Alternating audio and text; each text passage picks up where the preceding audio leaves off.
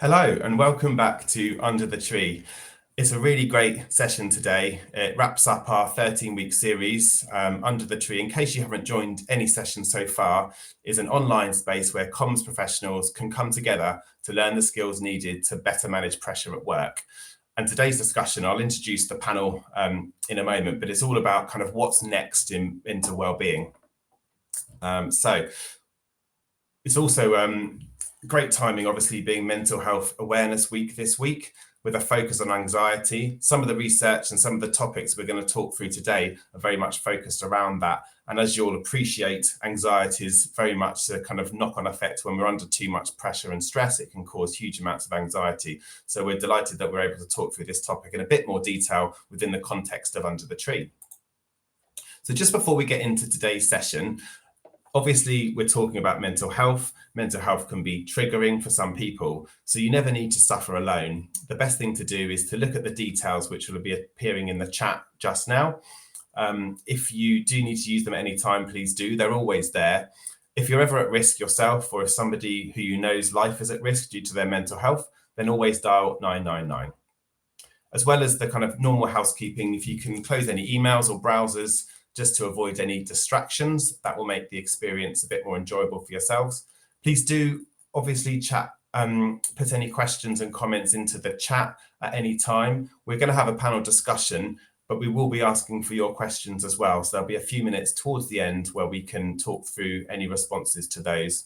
And please do use the space in the chat to add comments and thoughts, your views on what we're talking about. Perhaps you agree with what we're saying, perhaps you have a different perspective. We would welcome all that kind of insight and input into today's session.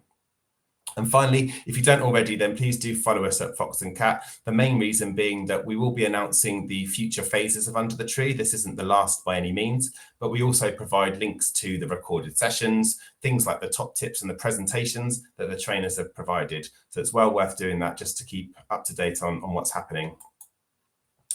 If you don't know who we are a comms agency, and we do things slightly differently in that we like our clients to both deliver work and thrive under the pressures that are caused in comms. We know things like workload pressure can have a huge impact on our mental health, but we believe all of those things can be resolved. So we like to do comms in a way that leaves our clients feeling less pressured, but achieving those excellent results. So it gives me my great pleasure now to introduce the panel. The learning objectives for today are around reminding of what's happened in mental comms, so looking back to that research in 2022, highlighting the key themes and the key outtakes from the campaign that we've just run, and importantly, hearing those views for the future. So it's my great pleasure first to welcome Mike from the HCA. Hi, I'm Mike Dixon. I'm the CEO of the HCA. The HCA, the Healthcare Communications Association, is the professional association that represents those working in healthcare communications. And just like the CIPR and the PRCA, mental and physical well-being is a very important part of the work we do. Thank you, Mike. And to welcome Patrick now from the PRCA. Hi, good afternoon, everybody. Yes, my name is Patrick Melville. I'm a mental health practitioner and an MHFA England instructor. And my basically background is that I used to have 15 years working in marketing, being a scary client, and then I started my own business. And I was very anxious running it myself in PR as well. And then I had my trauma when I was diagnosed with terminal cancer, brain cancer in 2017. And I was forced to learn about my body and my mind. Thankfully, I'm in remission, and this is a real privilege to come along and talk about a serious theme this week. Thank you. Thank you. And Tom from the CIPR. Hello, I'm Tom Roden. I'm the mental health lead for the CIPR. I also sit on the CIPR's health committee, and I also sit on the professional practice committee. So many committees that I sit on for the CIPR. And when I'm not doing all of those things, I'm also an associate vice president for the technology team at Fin Partners. So lots going on, a lot of workload, as I'm sure many of us can relate to. And I'll be talking us through the mental wellbeing in PR report that came out last year. So this was a report that the CIPR and the PRCA published, and this is some of the most recent findings and data, other than the surveys that the Under the Tree team has been running over the last few weeks/months now. So for those who haven't seen the report, it's a very in-depth report, but we'll just take away some of the key findings here. Overall, which I'm sure will come as no surprise to anyone who's in the industry, 91% of people within the industry have experienced poor mental health in the last 12 months, and that is quite a bit more than the average across UK workers, which was 69%. And you can see some of the top causes and top conditions that have been experienced in the last 12 months, just how substantial this difference is for PR practitioners, communications professionals. So stress, of course, being a big one, almost twice the average for UK workers. Same with feeling low and down. Anxiety, that's 2 out of 3 communications professionals experiencing anxiety, which particularly this week, with it being Mental Health Awareness Week, is particularly pertinent. And I think, as you can probably see from all of those conditions there, they are all very interlinked. One can very quickly lead to the other. Stress can very quickly continue to develop into causing anxiety, ultimately panic attacks and depression, and ultimately burnout, which is has historically and continues to be a big challenge for the industry overall. So looking at what the sources are for all of that, probably come as no surprise to anyone in the industry. Workload is one of the biggest contributors, so having too much to do. Constant barrage of deadlines and everything needed to be done today, if not yesterday, of course, contributing to that. And not feeling like you're good at your job seems to be a recurring theme. And this is something that everyone across all levels within the communications industry experiences. It's not just the people who are new to the industry, where maybe that might be the perception that because they're new to the role, they might feel that way a bit more. It happens at the most senior level. A few years ago, the former, now president of the CIPR, was quite vocal about having imposter syndrome and feeling like they weren't fitting into the industry. And this was shortly before becoming a chartered practitioner and becoming the president of the CIPR. So it happens to all of us. And I think it's particularly pertinent and prevalent in for professionals across all industries. I think the stats that came from a survey a few years ago is something like 65%. So quite a substantial amount of professionals have imposter syndrome, and it's, again, very prevalent within the communications industry. And coming with that, unclear expectations and poor work-life balance when you are in an industry where it never really stops and you are beholden to a lot of different stakeholders, whether that's internal or external. It can be very stressful, to say the least, as we are all very aware. And I think part of what comes with that is the workload barriers that we're finding. So you can see on the screen now, there's quite a few barriers to good mental health that a lot of practitioners are encountering. Workload, of course, very high on that list, and severity of how people are feeling. This is a very difficult thing to manage for many people because it's all very self-diagnosed and self-assessed. So how do you determine how bad you're feeling mentally? If you feel overwhelmed or stressed or anxious, how do you evaluate when you think that is getting in the way of all of the deadlines and the huge workload that you've got to work with? It's a very difficult thing, and I think that's why a lot of people within the industry do struggle with that.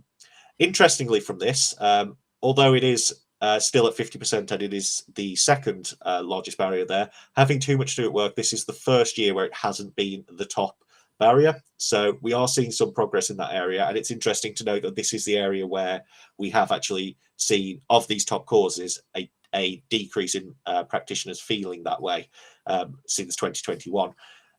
Overall, it seems like there has been a increase in some of the stressors and different kinds of barriers taking shape, but that shouldn't detract from the fact that overall, from going into looking into the report and looking across everything, there have been small improvements overall, and they are noteworthy.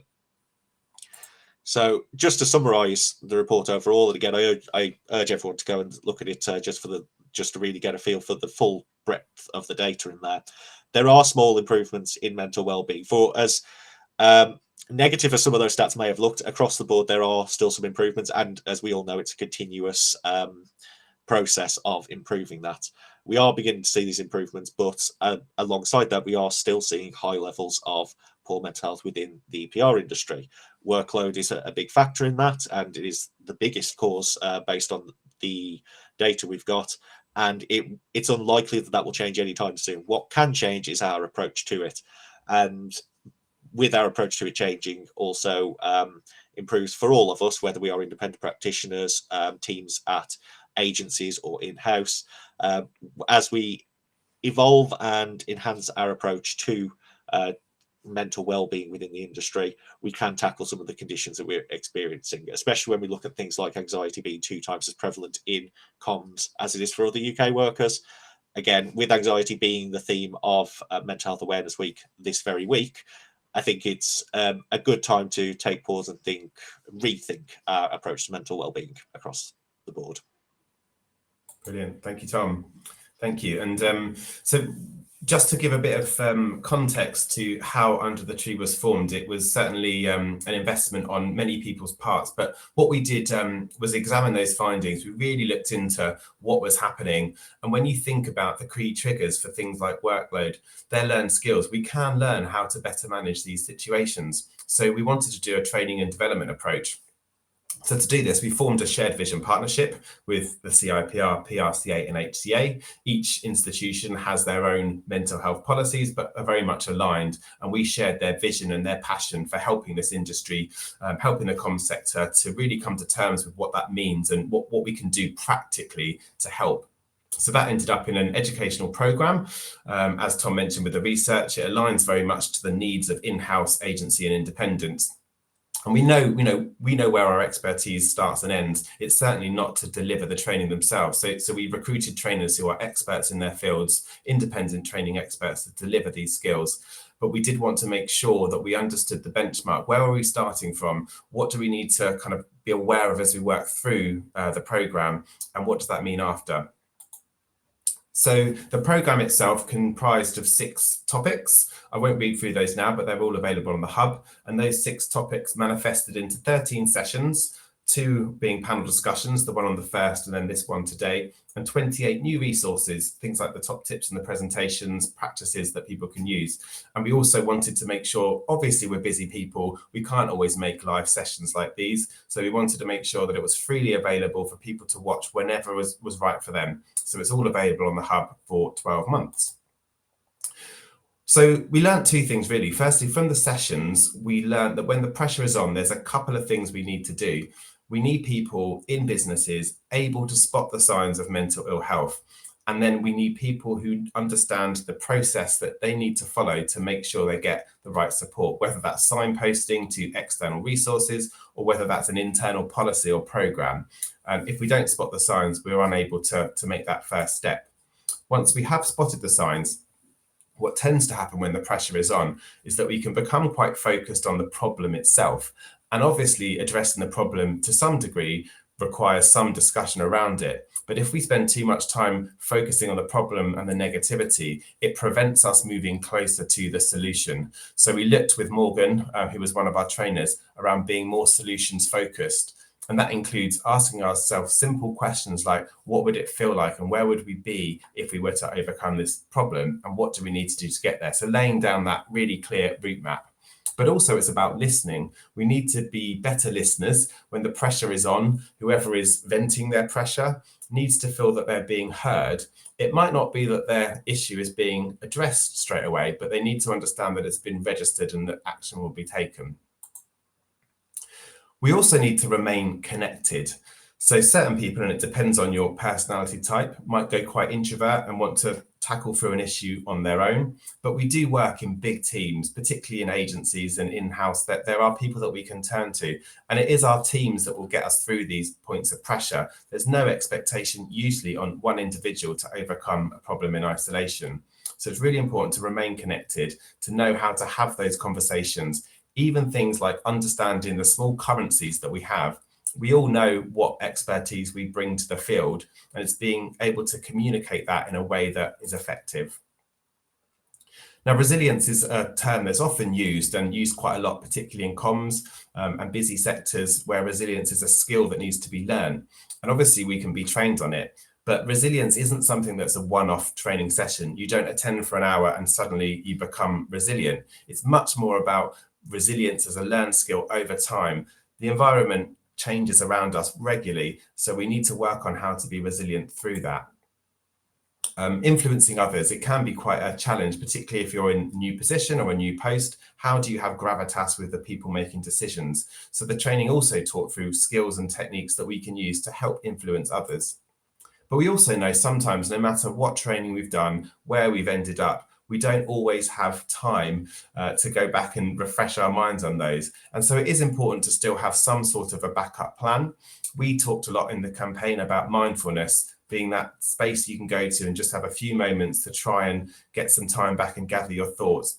And when a crisis or a situation is happening that's causing pressure, it can feel incredibly hard to take those 3 or 5 minutes just to sit. It can feel very counterintuitive, but often that's the space you need to then be able to think more pragmatically. So that's kind of what we learned through Under the Tree. But as well as that, we did ask yourselves throughout the course of the training, what pressures are you feeling right now? And how would you feel if you were to overcome them? If you attended the first panel discussion, then you'll remember a similar looking slide. And I think what we've done, again, if you look down on the left-hand side, there's 3 key themes that emerged for us. And we've put the kind of comments that led to that insight in the bullet points below. But you might look at this and think, well, actually, work-life balance is far more about workload than it is about internal comms. And that's okay. We'll all have different perspectives. But the point here is that really, for us, there seem to be 3 themes emerging. And when we look at those words towards the right in the middle column, how people will feel if they overcome those, feeling calmer, feeling that sense of purpose, why we get up every morning. We don't go to work to feel stressed out. We go to work to make a difference and be positive and work as teams. We want to get to that space. And it's somewhat frustrating when we look at that list on the left, because there are solutions for all these things. There are ways that we can work around this. And if we truly want as an industry to move to that middle space where we feel purpose-driven, stable, and all the rest of it, we really need to work together to come up with a plan that's going to help us move to that space. So with that all in mind, I hope that's been a kind of good overview of what we've done, the research, and how we've kind of landed under the tree. But it'd be great now if we can bring back the panel, and we've got some time now just to talk through these key matters in a bit more detail. So I think going from the bottom of that list up, the client-agency relationship is often a topic that we hear about a lot, the dynamics between people, the boundaries, and it's always high up on the list of things that causes pressure and stress. So I guess, Mike, first turning to you, why do you think this is? What are the reasons? I guess if you're a cynic, you blame it on the attitude that the client blames the agency and the agency blames the client. But I think the reality is that we're in this together, and it's a symbiotic relationship. So we do need to work together as one. And that's not just in program delivery, that is also in areas like mental well-being. Because the reality is, I think, that all stakeholders in that mix can be blamed at times for putting extra pressure on themselves and others. So what I mean by that? Well, for example, lack of forward planning can always cause a problem. If you're the client, maybe it's because you then drop something on the agency last minute, which puts pressure on that agency. But also, if you're in the agency, if you hold on to stuff and don't brief your creative teams early enough, and that they want more time to come up with ideas, that causes stress and anxiety as well. And it works the other way. If you're an agency and you're not giving enough information when problems occurs early enough to clients, that puts a lot of stress and hassle on them. So it's not a one-sided thing; it's both sides, and the need is to all work together and think about each other. Moving forward. We also put pressure on ourselves. If you're an agency, sometimes not having those adult conversations when you're asked to do things in what you know is ridiculous time limit, rather than just taking them on, have that conversation with the client. Don't be afraid to have that conversation with the client. Clients are lovely people, and they'll probably, if you explain to them why you can't do it at that time scale, why you need it more to do a better job, they'll probably understand. And in that scenario, you're taking pressure off everybody. I sat on a training course not so long ago where we were teaching junior people about writing, how to write well. And we had a conversation about the idea that you need a bit of quiet time to write. And we said, so do you turn your emails off? And they said, no. We said, well, why not? They said, oh, we wouldn't want to miss, an email coming. You want to miss something? We said, you don't have to, answer things. We're in this age now of, instant response to stuff. And I think that puts extra pressure on us. So sometimes you can leave your emails for now and not go to them and focus on what you're doing and don't add the extra stress or pressure onto yourself. So all these things, I think, are important ways that we can take away some of that pressure and stress. Because ultimately, if you're an agency with your client, it's hard work to work together. Nothing's easy in life, but it doesn't have to be stressful if we all work together in partnership and we listen and understand each other's needs and challenges. Brilliant. Yeah, it's absolutely that, isn't it? There is no kind of secret formula that we're going to work out that's going to help that. It's about open communication, being honest, being clear with our expectations and what we want. Patrick, just turning to you now, what do you think are any secrets or ways that we can look to improve this situation?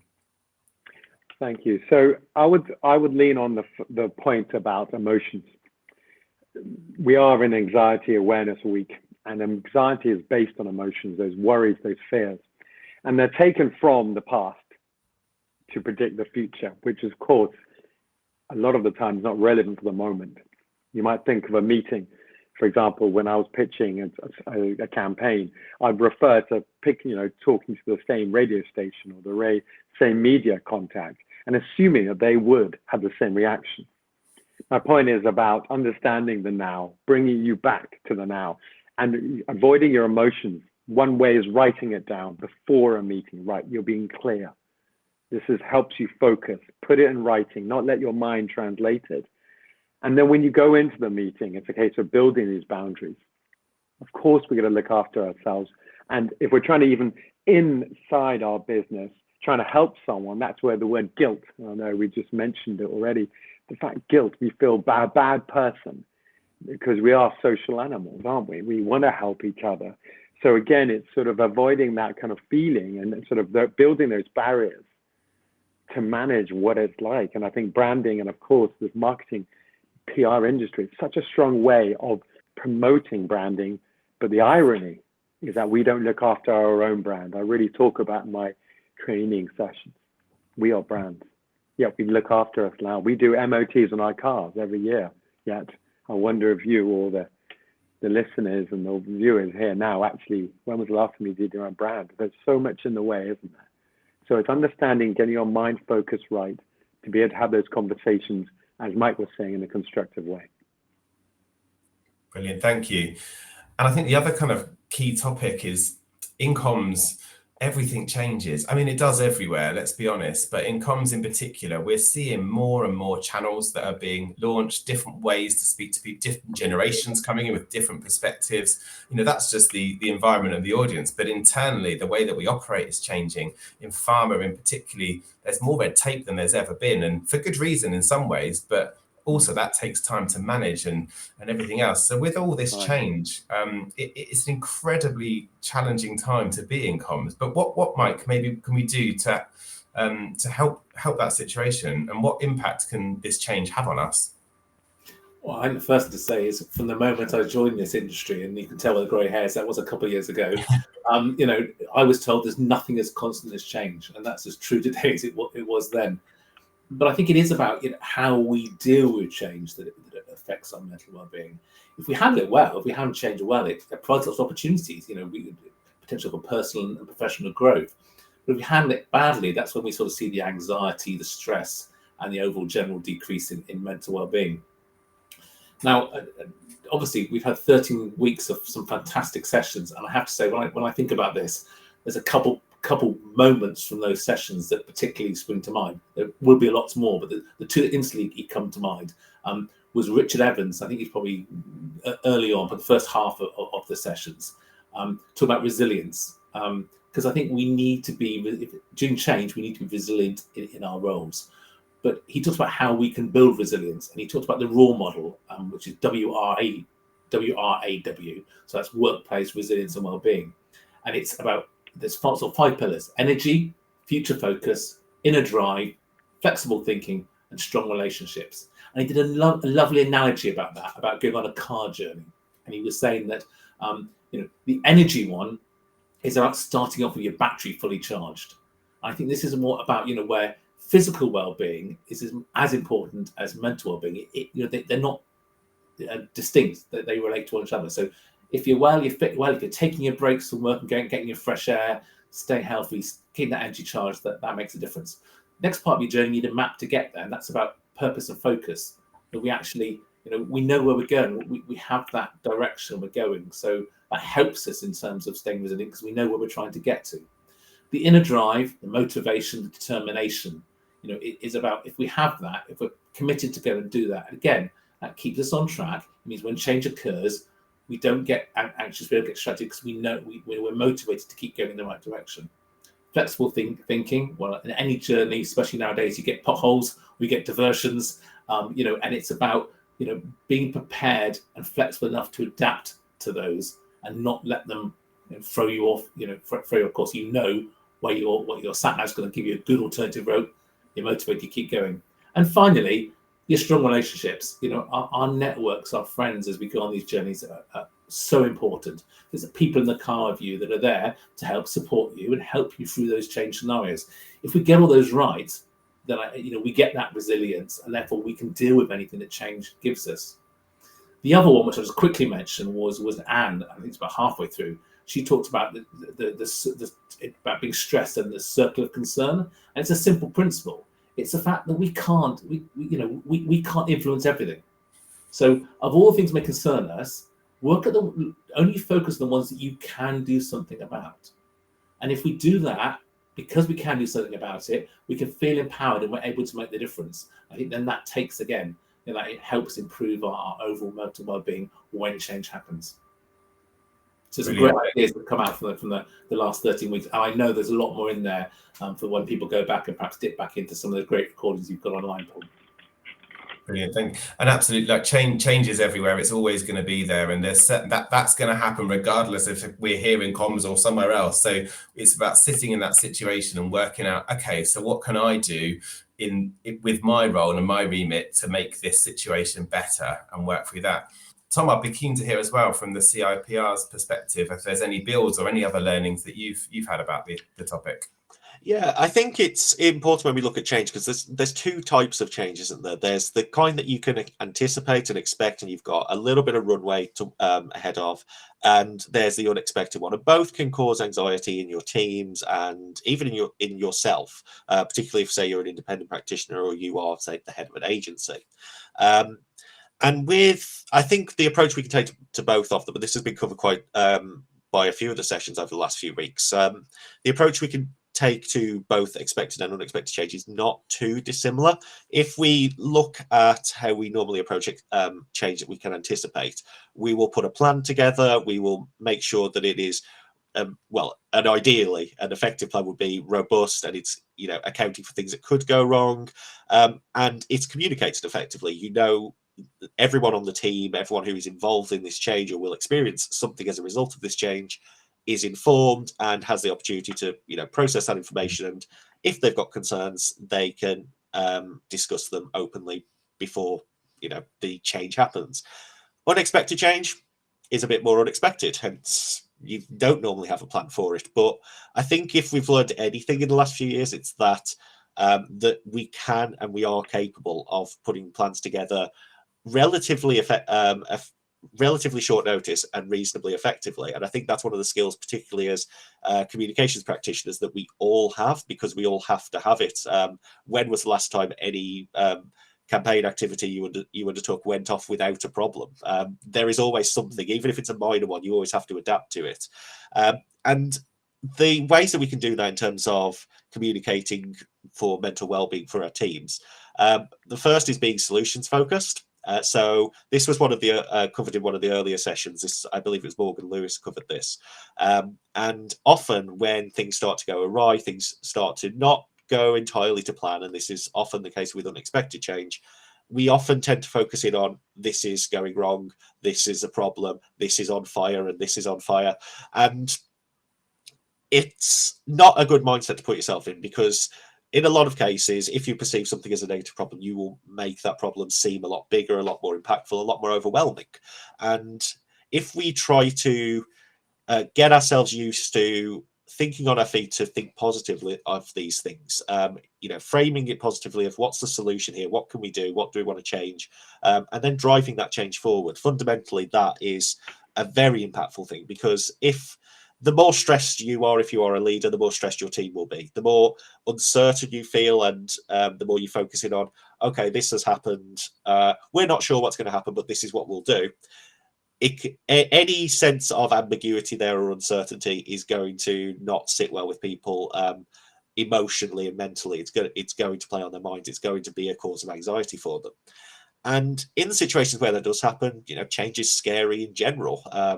It's necessary, but it is scary. And people will have concerns, people will have worries, people will want to air them. And the key thing is to actively listen. And this was covered really well on another one of the sessions on constructive listening. It's going into those conversations not with your own idea of what you want to get out of it, but just to find out what the other person you're speaking to, the person with the concern, find out what they want to get out of it. And don't try to drive them in a certain direction. Don't try to interject your ideas, but actually listen to what they say and let them lead the conversation to where they want to lead it. Because no one who in that situation is going to feel like their concerns are being invalidated or are being undermined in some way. They're going to feel listened to, they're going to feel heard. And that is going to make them, even if they are uncomfortable with the situation or uncertain in some way, it's going to make them feel valued and still feel better about the overall change. And that's a fundamental basis for building an effective way of managing any change. Ultimately, it's all about communicating effectively and with as much transparency as you can across the board. Brilliant, thank you. Yeah, really, and I agree. I think some of the sessions really went into a lot of detail about dealing with that inertia and those feelings of uncertainty. That causes so much unrest, and you can sit there procrastinating about issues when actually turn your focus to the solution, work with the team, talk more. You will be in a better place in your own mind, but also kind of get closer to that solution point. And I guess yes, of course, Patrick, please do. I just wanted to give a little analogy. So change. When I'm running my training, it's a really good analogy, and I would suggest that everyone have a go at this. I ask everyone to fold their arms, and then I shout at them, say, fold your arms the other way.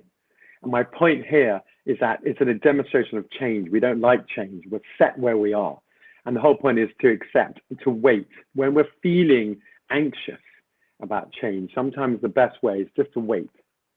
Let your thoughts, let your mind just go on, and then try and have a rational approach, and then go from there. Sometimes our emotions can take away too much in that moment. We rely on them too much. Again, that's my little tip. Fold your arms one way and then have a go at the other way. It'll feel weird, but after a while, the second way becomes the first way. Brilliant. Yes, that's all about adapting, isn't it? I guess kind of accepting that things are different. However small, it feels different, but over time, things will always right themselves. Yeah. Brilliant. Thank you. So the final topic that we were going to talk about today is around communication. And this is always an interesting topic when we work in communications ourselves. But regularly we hear that teams aren't talking well enough. Perhaps we're not giving timings, like Mike was alluding to at the beginning, around bringing creatives in. Often this idea of communication and knowing when to bring people in is a hot topic. And the irony, of course, when you work in comms makes it all that more interesting. So Patrick, first, what do you think the barriers are that prevent us from talking more openly and transparently with one another? Well, Tom alluded to before, I run training programs about the phrase active listening.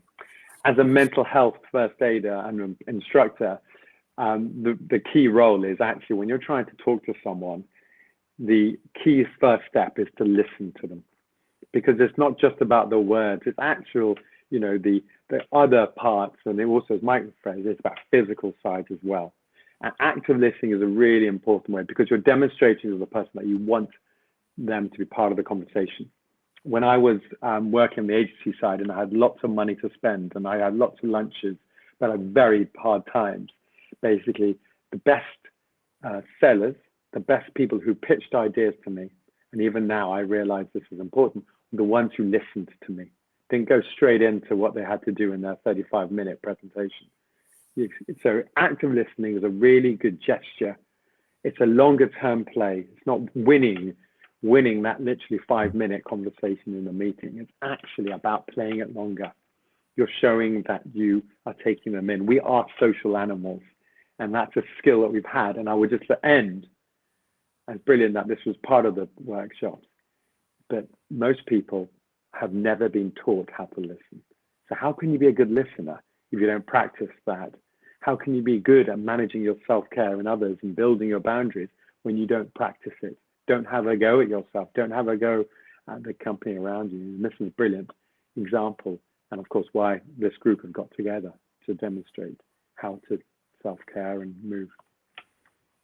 Brilliant, thank you. And Tom, I think just building on that, that was a brilliant kind of summary of what we can do. But from the training sessions themselves and from your own personal experience, what are these kind of steps that we can take to make sure that we are communicating as clearly as possible?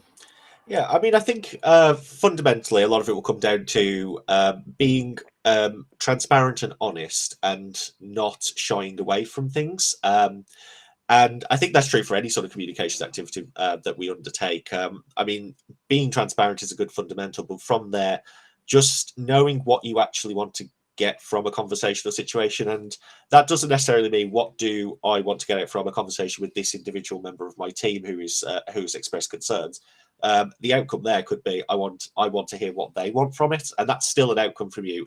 For all communications, it's just being clear what you want from it. You don't have to be direct, you don't have to be abrupt, but just make sure that outcomes are clear, intent is clear. Ambiguity breeds anxiety, so the more clear and the more information you can provide, the better it is for everyone involved.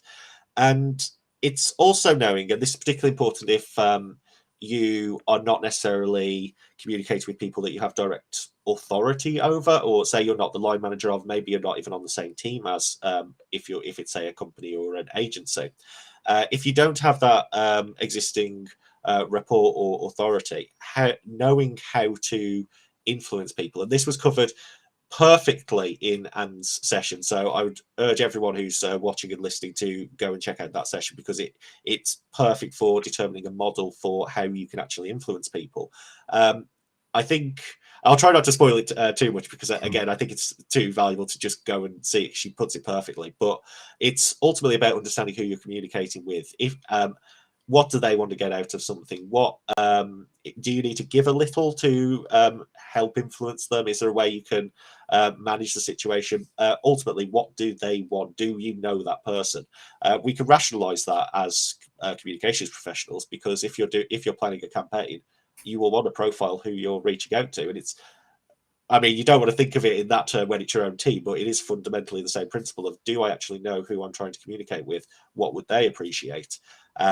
And it's just taking those steps. I think all of the skills we need to communicate effectively, we do on a day-to-day basis in our job for clients, for companies, for brands that we work with, but we don't necessarily translate that when we look at it communicating something of this nature internally overall. I think because we want to create that distinction between this is the brand work and these are the people, but it is fundamentally, mechanically, I suppose, the same thing.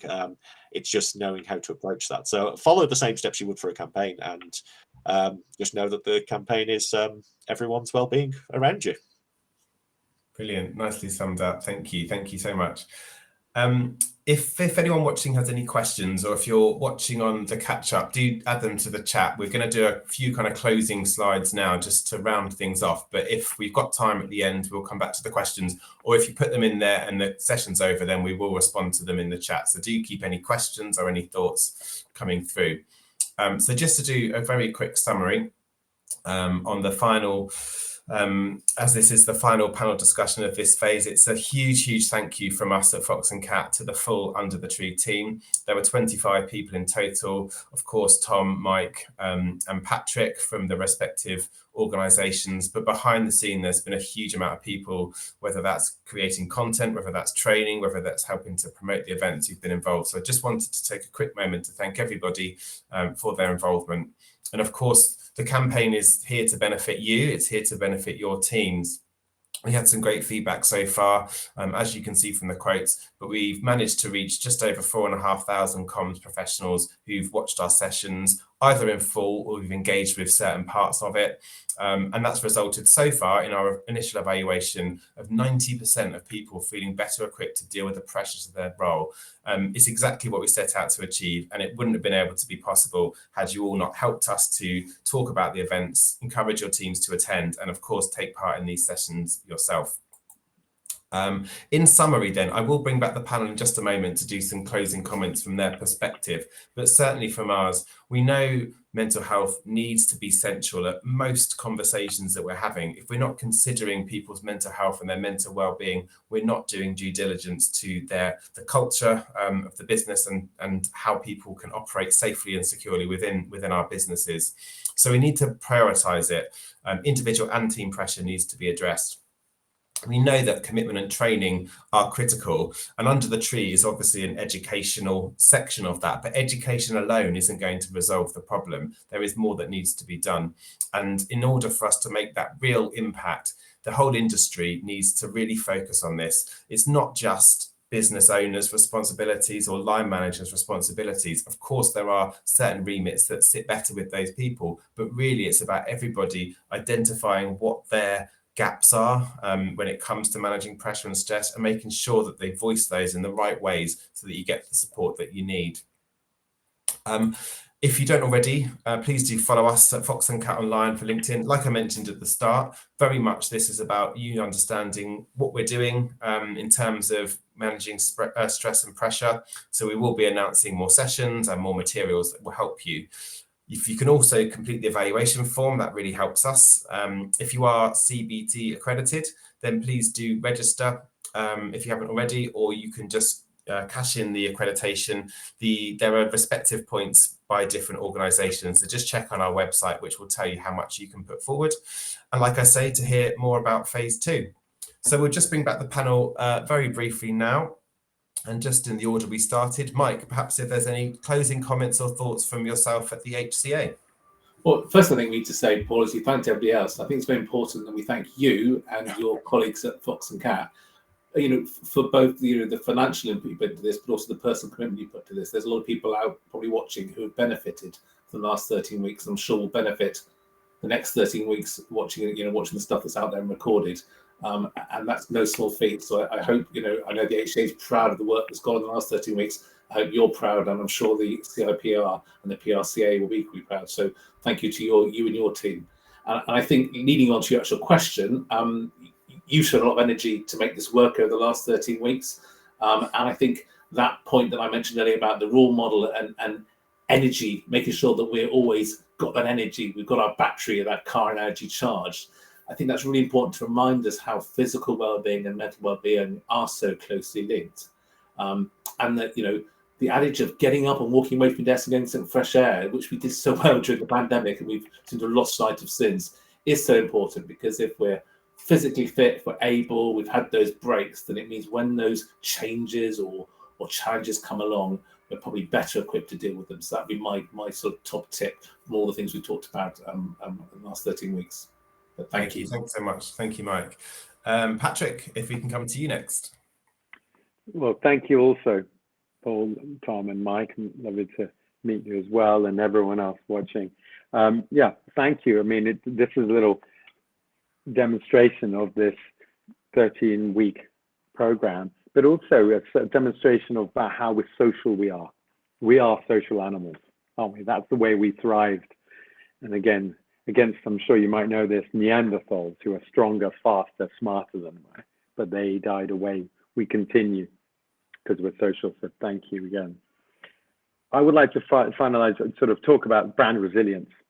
So the idea, we work in an industry which is all about branding, all about promoting our clients, even our teams, to win pitches, to deliver the tough work that we offer.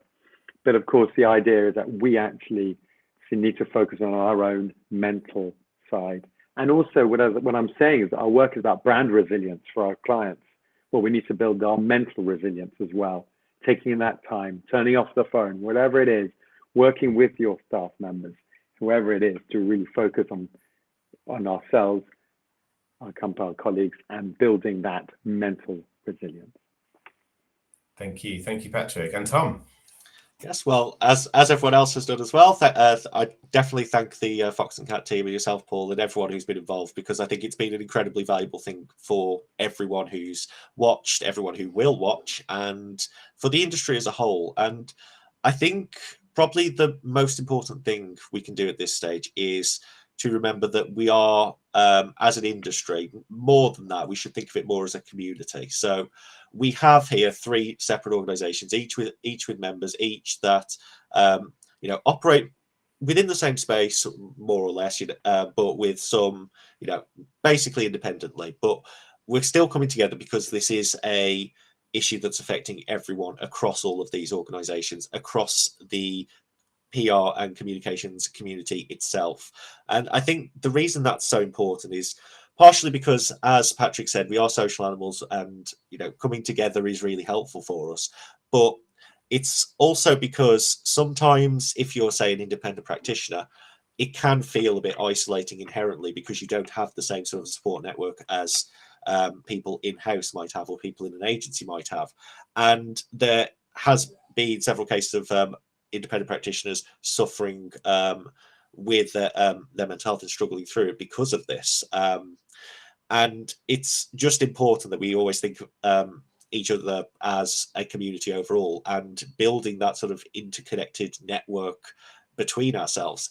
It's easy if you're, say, in an agency and you're trained to compete with other agencies to think of, no, it's us versus them or us versus the world. And that's great from one perspective. But on a human level, on a individual level, I think it's important that we do build these connections and network with the industry where possible, network with the community, and share these tips and be open and transparent, because the more transparent we can be, the more effectively we can tackle these problems. That's as true within the community at large as it is within our teams. And I think that's probably the most important thing for me to see develop over the next few years.